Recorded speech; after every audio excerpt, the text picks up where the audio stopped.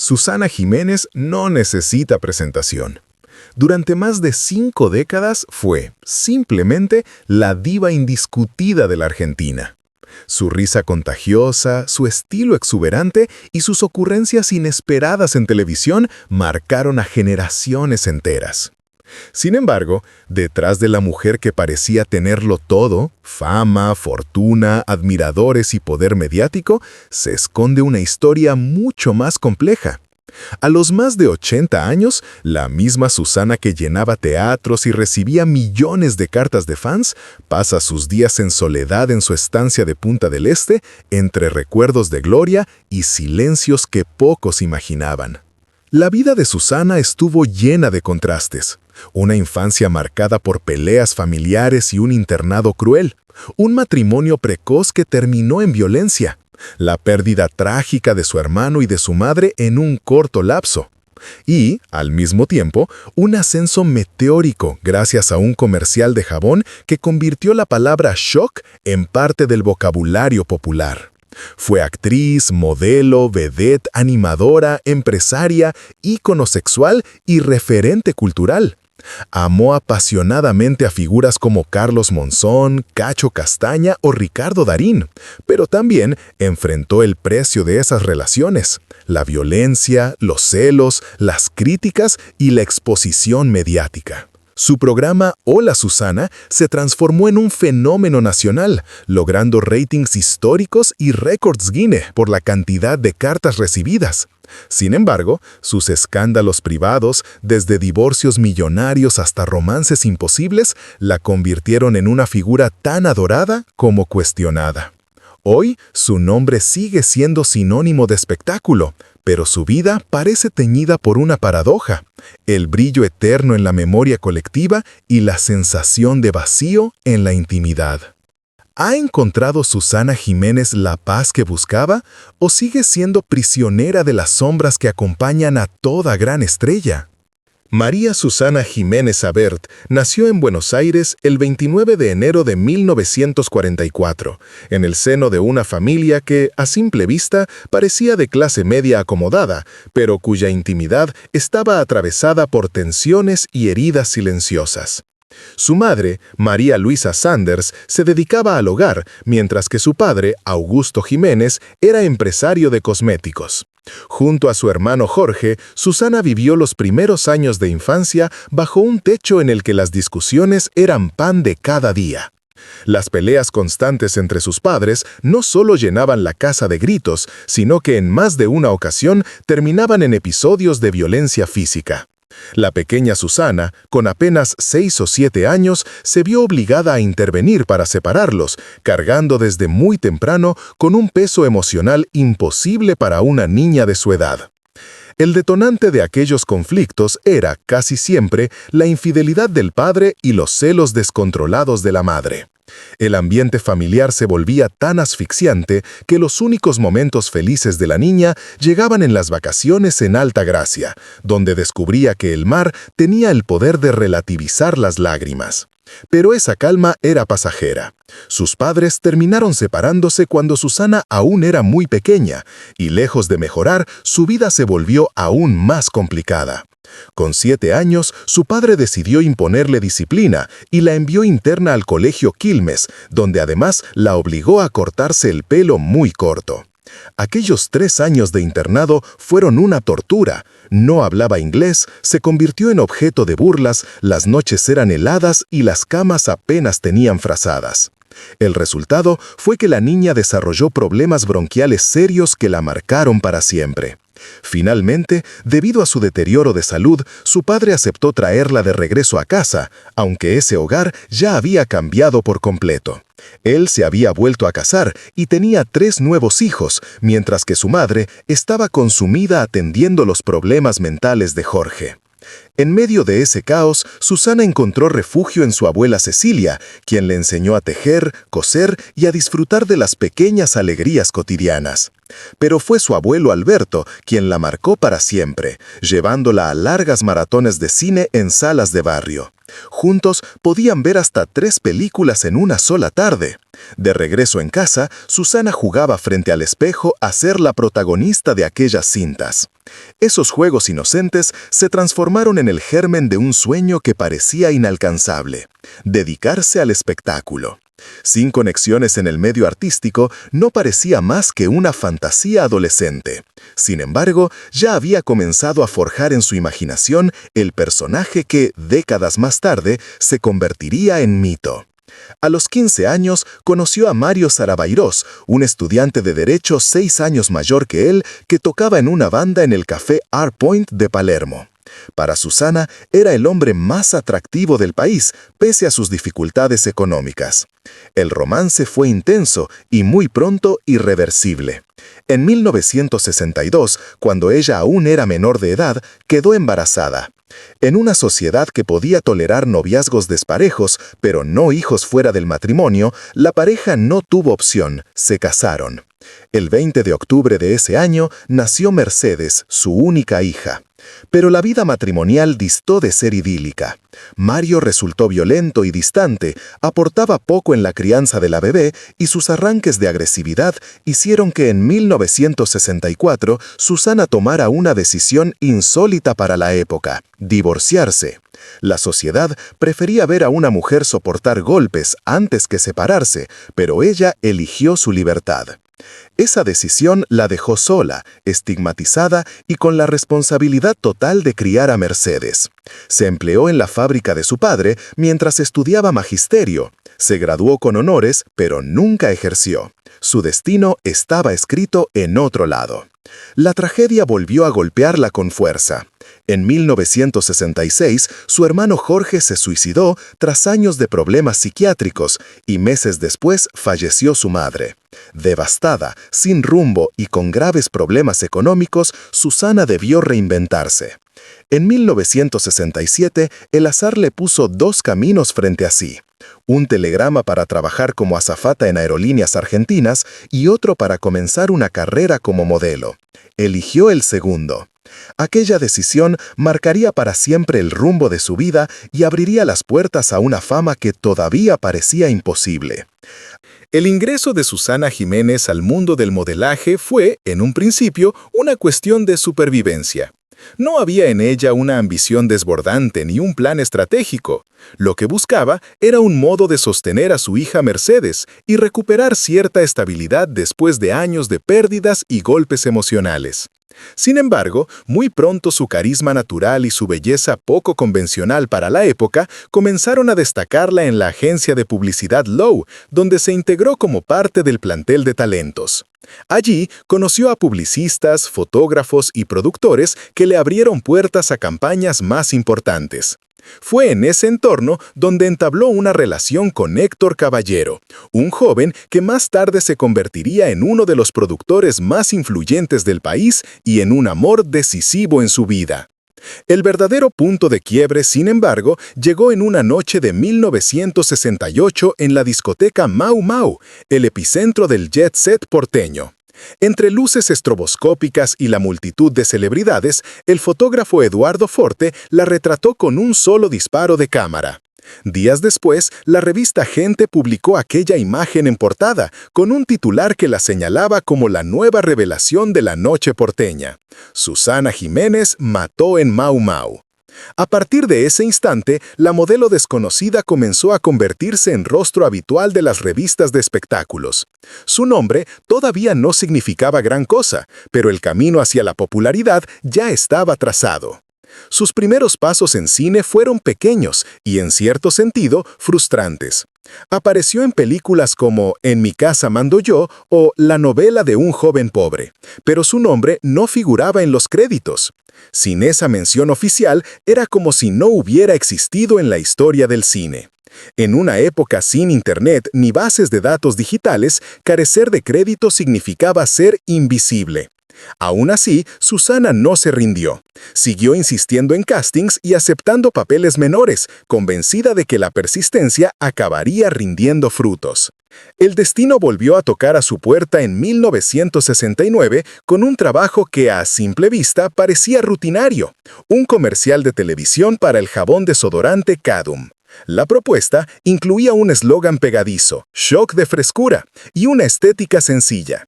Nadie imaginó que ese anuncio publicitario transformaría a Susana en un fenómeno nacional.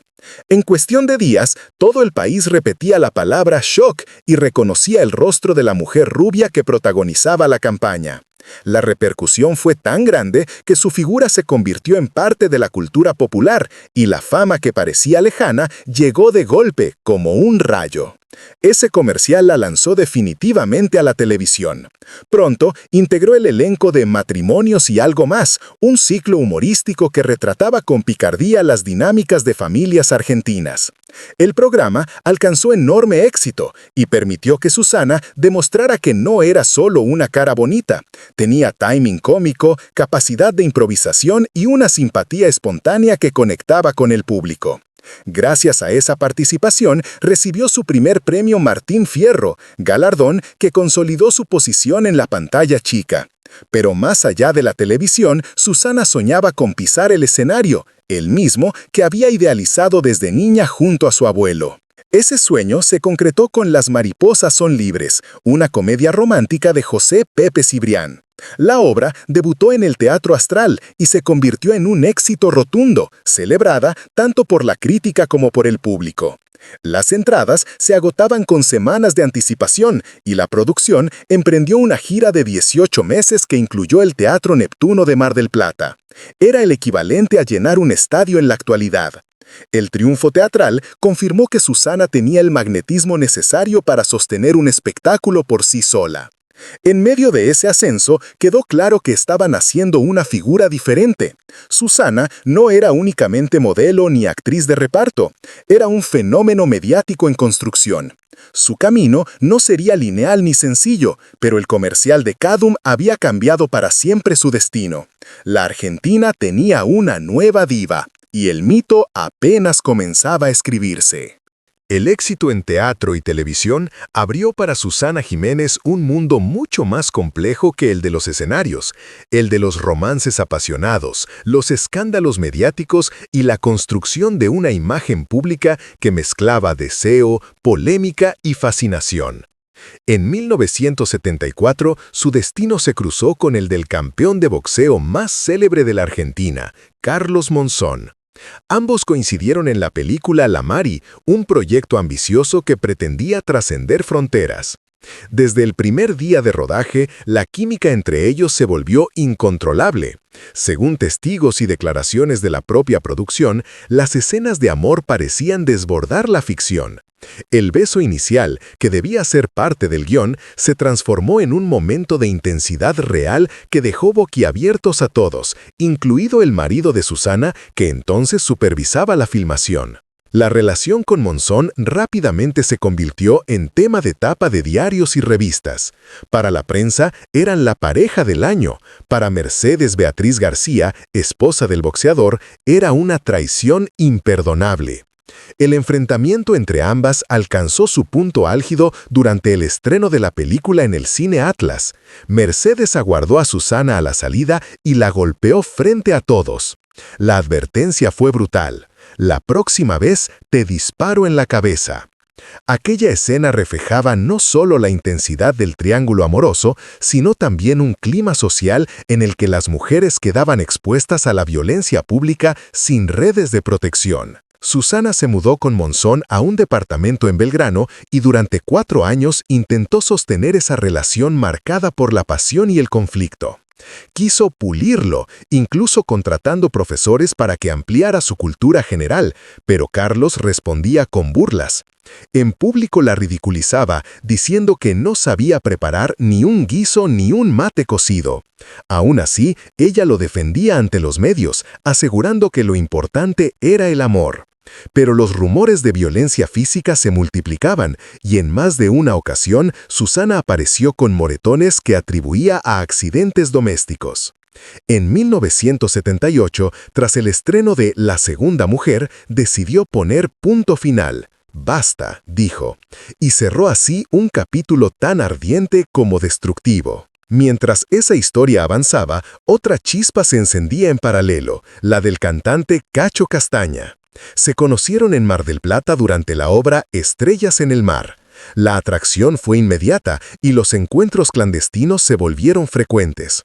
La anécdota más recordada relata cómo, una noche, al escuchar que Monzón se acercaba a la casa de Susana, Cacho tuvo que escapar por la ventana y esconderse en el baúl de un auto para salvarse de una confrontación. Durante décadas aquel romance permaneció en secreto, hasta que en 2012 Moria Kazan lo reveló en vivo en el propio programa de Susana, obligando a ambos a reconocer lo que ya era una leyenda del espectáculo. Pero no todos los amores fueron clandestinos. En los años 80, Susana inició una relación formal con un joven actor llamado Ricardo Darín. Ella tenía 34 años, él apenas 19. La diferencia de edad generó murmullos y la prensa los bautizó con apodos maliciosos. Sin embargo, la pareja desafió los prejuicios y compartieron casi una década juntos, incluso protagonizando la exitosa obra Sugar. Cuando Darín conoció a la mujer que se convertiría en su esposa, la relación terminó en buenos términos. Seguimos siendo familia, dirían años después, demostrando que no todas las historias de Susana acababan en tormenta. En medio de amores intensos, un detalle estético marcó para siempre su identidad: el cabello platinado. Un error de coloración en el set la obligó a volverse rubia y aquella imagen se transformó en su sello definitivo. Esa melena dorada no solo definió su look, sino que le dio permiso para abrazar una personalidad más atrevida, más explosiva y más mediática. Nacía así el mito de la diva rubia, audaz y magnética, capaz de conquistar titulares con una foto, una frase o un gesto. Susana Jiménez no era ya solo actriz ni conductora, era un símbolo, un personaje que combinaba glamour, polémica y vulnerabilidad. Y todo ello alimentado por romances que ardieron en público y secretos que alimentaron el imaginario popular. Con el cierre de su relación con Monzón, Susana no perdió impulso en su carrera. Al contrario, los años siguientes la consolidaron como la figura femenina más poderosa de la televisión argentina. En 1980 regresó a la pantalla con el ciclo Alberto y Susana, al lado del cómico Alberto Olmedo.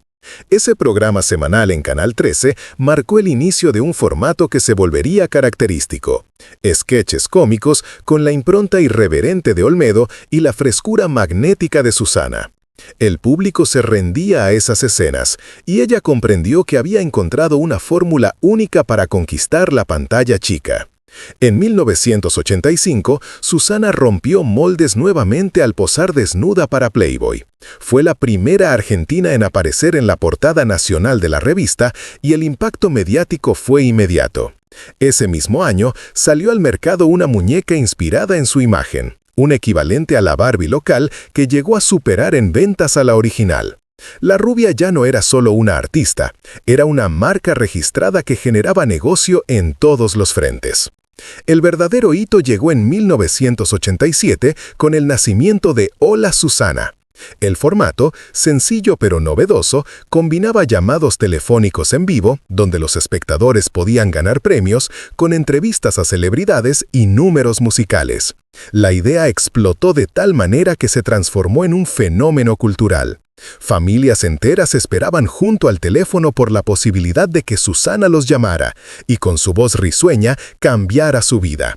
El programa alcanzó ratings astronómicos, más de 35 puntos de audiencia, equivalentes a millones de espectadores simultáneos.